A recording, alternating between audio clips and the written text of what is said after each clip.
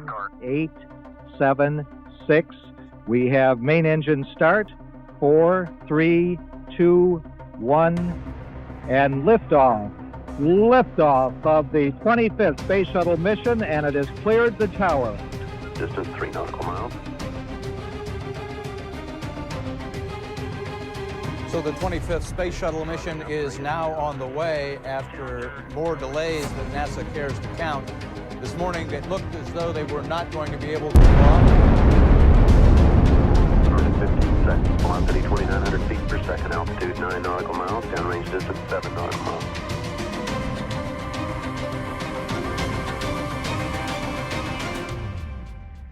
On January 28, 1986, CNN watched the Challenger launch live on the air with its viewers. They and the other media outlets told you that the astronauts died in the explosion. But as always, there is an agenda behind every mainstream headline. Velocity 2,257 This morning it looked as though they were not going to be able to get off. 1 minute 15 seconds, velocity 2,900 feet per second, altitude 9 nautical miles, downrange distance 7 nautical miles. Looks like a couple of the solid rocket boosters blew away from the side of the shuttle in an explosion. Flight controllers here looking very carefully at the situation. Obviously a major malfunction. We have a report from the flight dynamics officer that the vehicle has exploded. Today is a day for mourning and remembering. Nancy and I are pained to the core by the tragedy of the Shuttle Challenger. We know we share this pain with all of the people of our country. This is truly a national loss. The 7 NASA astronauts supposedly killed in the 1986 Challenger disaster did not die in the explosion and are quietly living out their lives in the US, with many of them hiding in plain sight, using their same names and working at high levels in the same fields they worked in before the disaster, according to explosive evidence uncovered by investigators. We've located 6 out of 7 of them. In the world of deception, it's really easy to say this person is that person, and there's a lot of that going on, muddying the waters. But 6 out of 7 have identical names. They work for universities, most of them. There were no people in the Challenger. It was a hoax. That's been proven conclusively by researchers and reporters, investigators, who have found that those supposed people that were in the Challenger are still alive today. We remember Dick Scobie, the commander who spoke the last words we heard from the Space Shuttle Challenger. We remember Michael Smith. We remember Judith Resnick. We remember Krista McAuliffe. We remember Ellison Onizuka. We remember Ronald McNair. People still think the Challenger exploded with these astronauts. It was a horrible thing. Never ever happened. Yes, the rocket exploded. There was no one on board. So imagine you're at the launch of the Challenger. This is a historic moment and it blows up in midair. Whether you are personally related to somebody on there or don't know anybody, you're going to be a mess. This is an emotional, incredible scene. And CNN was reporting and they told the cameraman, let's get a live shot of Krista's parents. And when they zoomed in on them, they were giggling, they were laughing, they were smiling. I don't know how you can put a smile on someone's face, even if you told them the funniest joke in the world at that very moment. Just look at their face. Is that the face of somebody whose daughter just blew up in the most horrific, violent accident ever? Or is that somebody playing a role, not knowing that they're on camera and thinking about the money that they may have gotten? You can hide somebody that's allegedly dead right in plain sight. All you have to do is move them a little farther away, give them a different job, claim that they're somebody else. You don't even need to change their name. So statistically speaking, the odds that almost everyone on the Challenger have exact lookalikes with exact names still existing is kind of laughable, honestly. Exact doppelgangers existing in the world with the same names, and when confronted, they get very nervous and their stories begin to conflict and they have the same mannerisms. You know, it doesn't take a lot to put it together, honestly. Let's start with former NASA astronaut Michael J. Smith, with the same name as this retired professor from the University of Wisconsin-Madison. Are you Michael Smith? Yeah. Professor at university? Retired.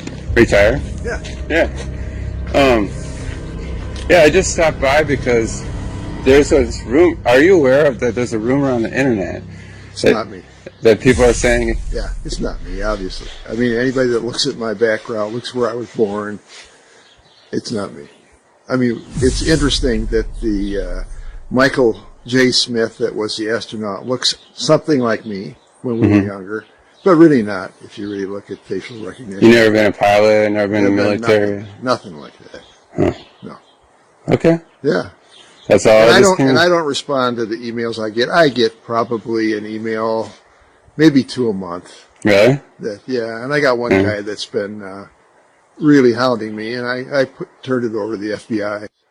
Okay. Yeah, you just sure look alike. It's the same name. I know the facial thing, but that's what we looked like. What? 40 years ago? Mm-hmm. Yeah. Okay. Yeah. Well, thank you. Yeah. Okay. Michael J. Smith, identical looks, dimples the same, teeth the same. There's really no denying it. And before he could finish the question, Michael denied it. Oh, that's not me, you know, and laughed it off. What's he going to say? Oh, you got me? Not going to happen. The driveway footage of Michael J. Smith, that's real. I mean, that can't be a deep fake, you know. So at some point, you got to stop trusting liars. We don't hide our space program. We don't keep secrets and cover things up. We do it all up front and in public. Next is former NASA astronaut Judith Resnick with an exact doppelganger working at Yale University. 37 years have passed and she hasn't even changed her name. Side by side, there's no denying it. When she's approached, she has a very odd way of not responding. Hey, Judy? Judy. How you doing? I'm from the press. I just had a quick question, if you don't mind. What press? I'm from a radio station in San Bernardino. I know there's a conspiracy about the space shuttle. No, I want to be polite. Friendly, just a question. So there's a lot of rumors about you being on that space shuttle. Obviously, you know, if you want to comment, we would really appreciate it. Kind of odd that Judith is in full panic mode when realizing the press is in her presence. She's no stranger to being in the spotlight. She even made her way into Hollywood for a quick cameo. If the choice is to allow Americans to be taken as hostages or to be executed, I'll bring my own fucking rope. Saddam backed down, and Ambassador Wilson helped thousands get safely home. When he himself came home to the United States, he was warmly greeted by our president, who took him to the Oval Office and introduced him to the War Cabinet as an American hero. Commander Dick Scobie had a company called Cows and Trees, and when you went to his website, there was an animation of a cow taking off like a rocket with a smoke stream coming out of its backside, doing a twisty curl in the air that looked remarkably just like what we saw with the Challenger. And after we started making videos on that and it started going viral, that website disappeared, never to be seen again. And nobody could have predicted back in 1986 that in 30 some odd years from then that there would be something called the internet that would bring all this information to the tip of your fingers, and you'd be able to search through pictures, Facebooks, websites, profiles. Now these people are scared. They're hiding their profiles, they're deleting their websites, they're making their Facebooks private. Onizuka and McNair are always together. They're hanging out at NASA and always talking about themselves. Ellison Onizuka, if you look at clips of him back in 1986 when this happened, he actually spoke like, every other word was, Let me say that it's really a pleasure to be back. If you look at clips of his brother, Claude, now speaking, it's the same exact thing. Every other word is, But Ellison's dream is continued to be carried on. I think we got some... we're very fortunate that I think we're ready to go fly. Thanks for being out here today. His brother just so happens to be the spokesperson for the Challenger tragedy. Why aren't there any pictures of his brother back when this happened? Why didn't his brother speak at the funeral? Use your head. Former Governor Ariyoshi, who has a story about a picture that survived the Challenger disaster. Ellison Onizuka came to see me one day, and he wanted a family photo. And he wanted to take it up on a Challenger, and he's going to bring it back, inscribe it, and autograph it. But that Challenger accident happened, and I felt very sorry to lose Ellison. But I didn't even think about the photo. I thought everything else must have been destroyed completely. About 2 months later, Lorna Onizuka called me and told me that they found in the water, NASA found the personal preference kit of Ellison Onizuka. And she said there were two things in there. One was a monk's prayer, and the other was his family portrait. So I told her, oh, then it must be in terrible condition because the astronauts, the big bang up and the ocean in the water for 2 months. She told me, no, it's in perfect condition. And she said, I'm going to bring the picture over to you and present it to you. And then in the meantime, NASA got the picture and they put this together for us. Ronald McNair conveniently has a twin brother named Carl McNair who looks exactly like him and is at a lot of the events now, but was nowhere to be found when the explosion happened. Krista McAuliffe was a fairly new teacher, just 3 years at that school. To get her story planted, all of these people, the parents, the astronauts, everyone involved that you saw, a crisis actor. Essie was at the Cape in the stands to see Tuesday's launch, a sight that she says still haunts her. Why didn't I leave too? But I thought, no, I want to stay and see it. And as she read Mike's invitation for the launch, Miss Hesse said that she doesn't know if she'll be emotionally ready for a service like that in his hometown. Since I won't be able to see you all in person, let me say thanks for coming and have a great time. And I hope you see a good show. George Bush Sr. hand-selected the teacher, Krista McAuliffe. What are the odds that 30 years later, there is a professor at Syracuse University with the name Sharon McAuliffe? I still can't believe that I'm going to actually be going into that shuttle. It just really doesn't seem possible. Krista McAuliffe was asked if she had any fears about her space shuttle flight. People really feel that space travel is safe now. It's not that earlier feeling that, oh, it's going to blow up or something's going to happen. Right at this point, I feel that I'll be okay if I go up. The reason they did it was a psychological operation to justify not doing manned space flights anymore and to pull on your heartstrings with an emotional cover. So if you dare question it, then you know you're immoral. And then when you look into it, you find out, of course, that you have all these people still existing in the world.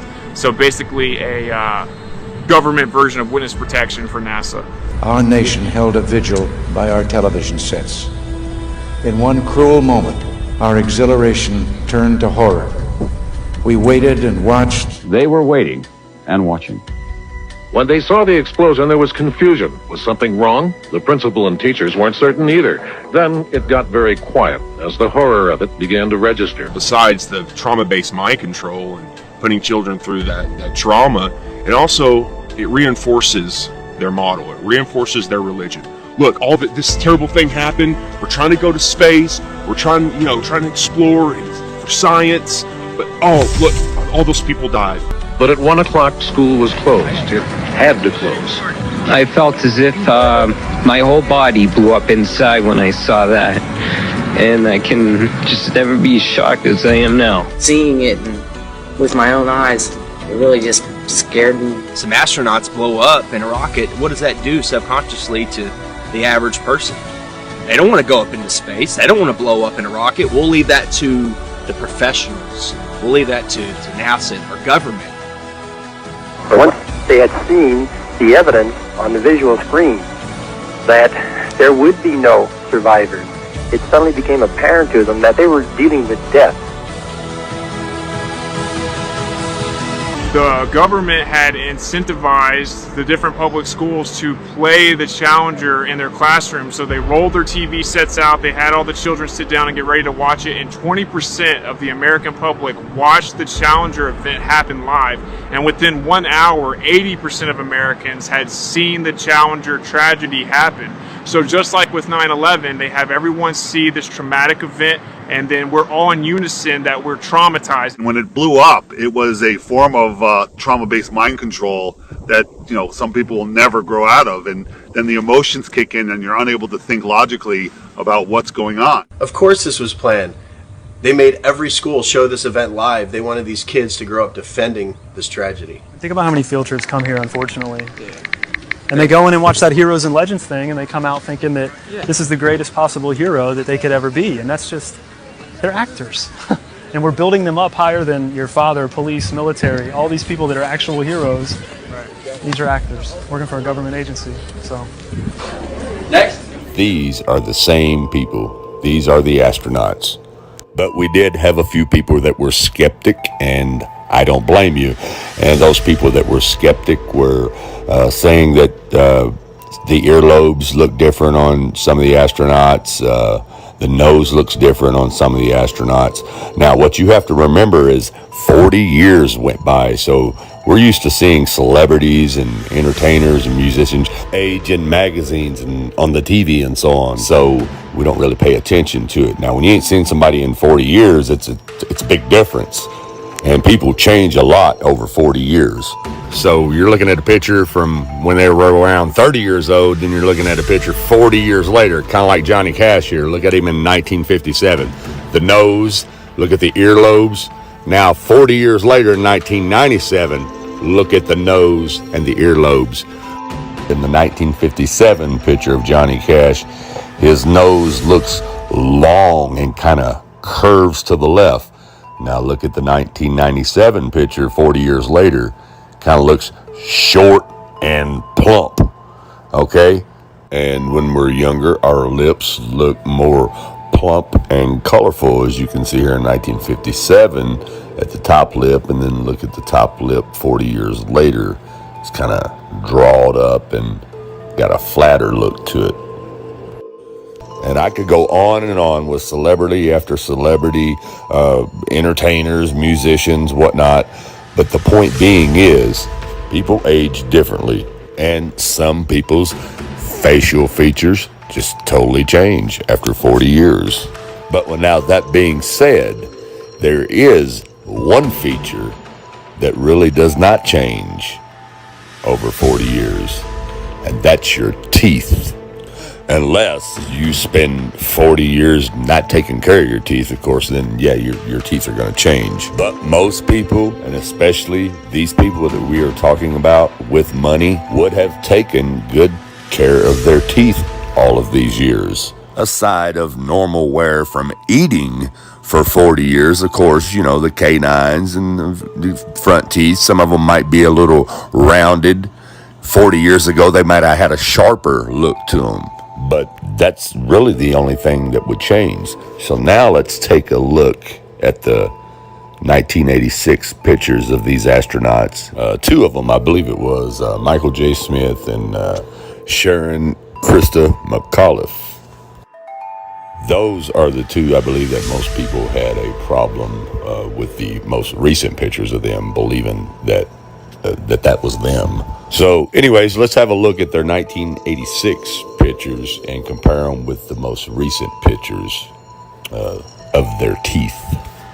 So let's start out with Dick Scobie.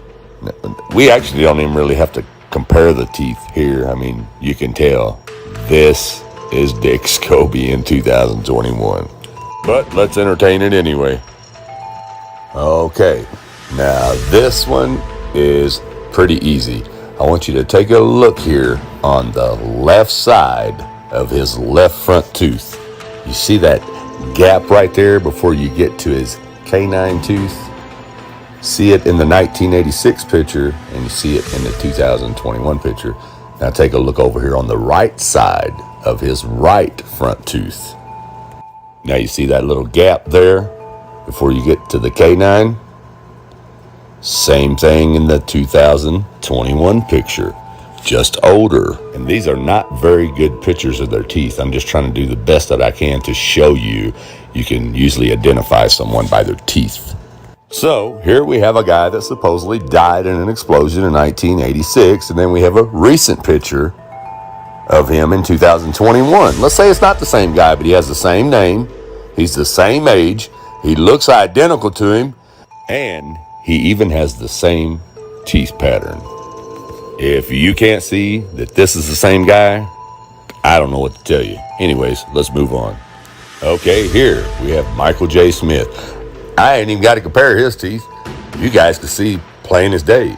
Those are the same teeth, same mouth, same dimples, the same smile. But with Michael J. Smith, we have something totally different than we have with the rest of the so-called astronauts. On his right upper lip in the corner, he has a little dimple, like a little hole. I don't know if it's a scar or what it is. But as you can see here in 1986, he has it. And as you can see here in 2021, there it is, the same little hole-looking scar thing. And once again, we have a so-called astronaut here that supposedly died in an explosion in 1986. But here in 2021, we have a guy with the same exact name, even the middle initial, the same age, the same almost identical face, and on top of it all, the exact same little hole dot scar thing in the right corner of his mouth. And like I said, you can believe what you want to, but I'm just telling you the facts and showing you the facts. Now, I wasn't going to do Judith Resnick, but I'm going to go ahead and do her because maybe some people don't think that it looks like her. Most people do, but check her out here in 1986 and 2021. Okay, the teeth are a dead giveaway on her. Look at them. Every single tooth is identical. Not only her nose is identical, her dimples are identical, her eyes are identical, her cheeks are identical. Look at those teeth. Every single one of them are identical. Not to mention that she has the same name as the astronaut. She is the same age as the astronaut and is identical in appearance, down to every single tooth.